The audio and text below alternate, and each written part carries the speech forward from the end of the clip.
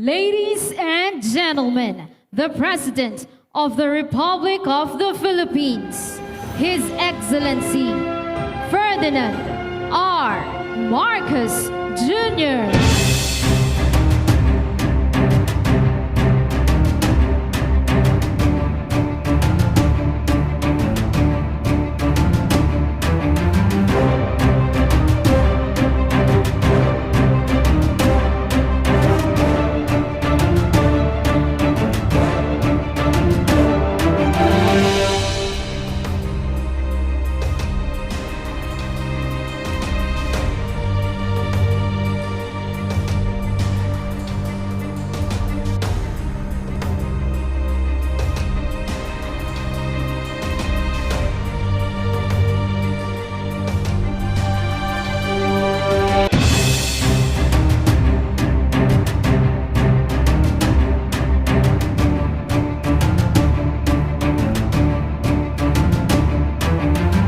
Ladies and gentlemen, the President of the Republic of the Philippines, His Excellency Ferdinand R. Marcos Jr.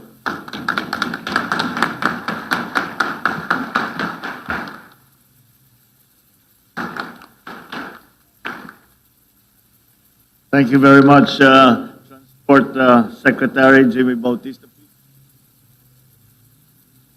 I also like to acknowledge the House Speaker, Speaker of the House, Martin Romualdez, the Excellencies of the Diplomatic Corps, Labor and Employment Secretary Benny Laguesma, the Marina Administrator, Attorney Hernani Fabia, fellow workers in government, partners in the private sector, other distinguished guests, ladies and gentlemen, good afternoon.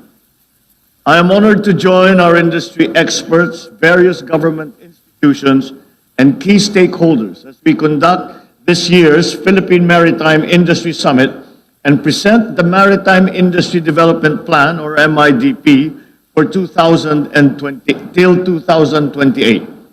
I recognize the Department of Transportation and the Maritime Industry Authority for spearheading this important and timely event, and for taking a huge leap forward, making the country's maritime industry even more globally competitive through the MIDP 2028. Through this development plan, it was formulated by the Marina and the DOTR in coordination with relevant government agencies and key stakeholders. We will achieve our two core objectives. First, to ensure the development and expansion of the Philippine merchant fleet. Second, to ensure the advancement of a future-ready maritime human capital. Specifically, this plan covers 8 priority programs ranging from enhancing maritime transport safety and security, promoting environmental sustainability, implementing digitalization, modernizing, upgrading, and expanding domestic and overseas shipping industries, including the local shipbuilding and ship repair industry, promoting a highly skilled and competitive maritime workforce, adopting an effective and efficient maritime administration governance system. In addition to this, the MIDP will establish a system that aims to lessen the detrimental impacts of both natural and man-made eventualities, as well as to prepare for the future and its contingencies that may affect the sector. It is my great pride to report to you that the Philippines is the world's primary source of maritime manpower, constituting 25% of the global seafarers and bringing in a total of $6.71 billion in remittances in 2022. That being said, I laud the commitment of our Filipino seafarers to bring honor and pride once again to our country. They do this by providing the quality service across the globe and contributing to our nation-building efforts. I extend my gratitude as well to the officials and members of our domestic and overseas shipping, shipbuilding, and ship repair sectors. As of the 31st of December 2022, there are nearly 16,000 registered domestic ships plying the nearly 1,300 inter-island shipping routes across the country.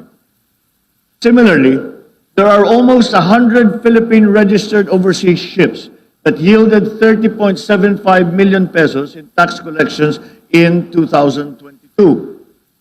With regard to the local shipbuilding and ship repair sector, as of 2021, there are 116 Marina-registered shipyards across the country.